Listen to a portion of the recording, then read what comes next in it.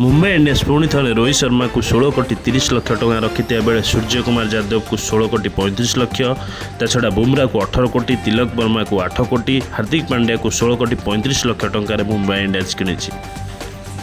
Kolkata night ride तरफ रिंकू सिंह को 13 कोटी टंका किनी बेले सुनील नारायण को 12 कोटी एंड्रयू रसेल को 12 कोटी वरुण चक्रवर्ती को 12 कोटी हर्षित राणा को 4 कोटी और रमनदीप सिंह को 4 कोटी टंका दे कलिकता किनी।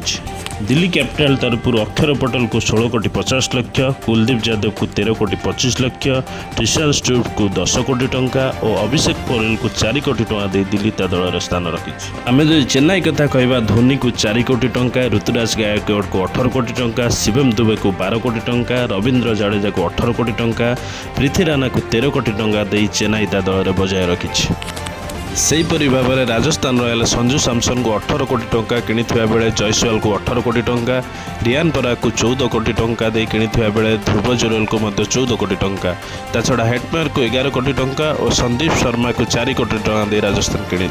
पंजाब कथा जदि आम कहबा शशांक सिंह को 5 कोटी 5 लाख टंका सिमरन सिंह को 4 कोटी टंका दे पंजाब ता दल स्थान रखी।